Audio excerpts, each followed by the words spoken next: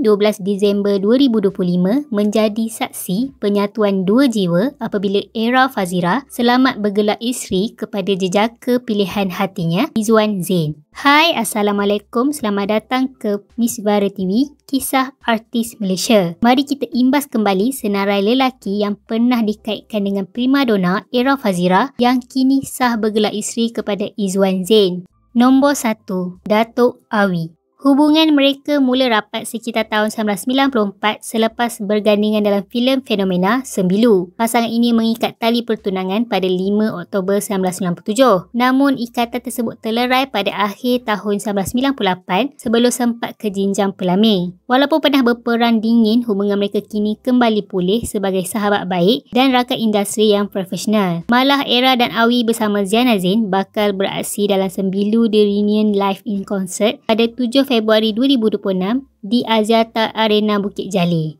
Nombor 2, Datuk Yusri Abdul Halim. Pasangan ini mendirikan rumah tangga pada 15 Jun 2003 dalam satu majlis gilang gemilang di Taman Tasik Permaisuri sehingga digelar Wedding of the Year pada tahun tersebut. Bagaimanapun jodoh mereka tidak berpanjangan apabila sah bercerai pada 16 Jun 2006. Punca perpisahan mereka tidak didedahkan kepada umum sehingga ke hari ini.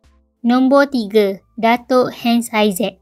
Hubungan mereka mula menjadi rapat selepas Era bercerai dengan Yusri KRU pada Jun 2006. Ketika itu mereka banyak bekerjasama dalam beberapa produksi filem. Namun Hans Haizat mengesahkan hubungan cinta mereka berakhir. Nombor 4, Engku Imran Engku Zainal Abidin. Era mendirikan rumah tangga buat kali kedua dengan Engku Imran pada 25 Oktober 2007. Hasil perkahwinan tersebut mereka dikurniakan seorang cahaya mata perempuan, Engku Alisha. Namun pasangan ini mengambil keputusan untuk berpisah pada 18 Februari 2014.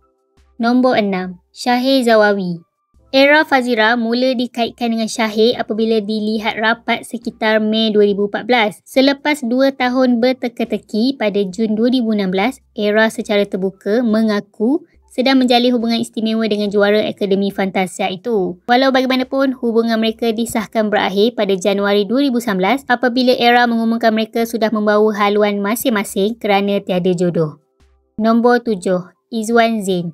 Berbeza dengan kisah cinta terdahulu, hubungan Era dengan usahawan ini dijaga rapi dan sangat low profile. Bibit cerita mereka mula di hidu media pada awal tahun 2025 apabila kelibat Era kerap dilihat bersama seorang jejaka misteri. Era akhirnya mengesahkan bahawa hatinya sudah dimiliki dan ketika itu sedang dalam fasa mengenali hati budi. Era juga memilih untuk tidak terlalu menayang kebahagiaan di media sosial demi menghormati privasi keluarga. Apapun tahniah diucapkan buat Era Fazira dan suami Izwan Zain. Kita doakan semoga perkahwinan kali ini kekal bahagia hingga akhir hayat dan menjadi pelabuhan cinta terakhir bagi primadona kesayangan ramai ini. Jadi ini antara lelaki yang pernah dikaitkan dengan Era Fazira. Kalau ada info kurang tepat, korang boleh komen di bawah. Kalau suka video ni boleh like dan share apa komen korang.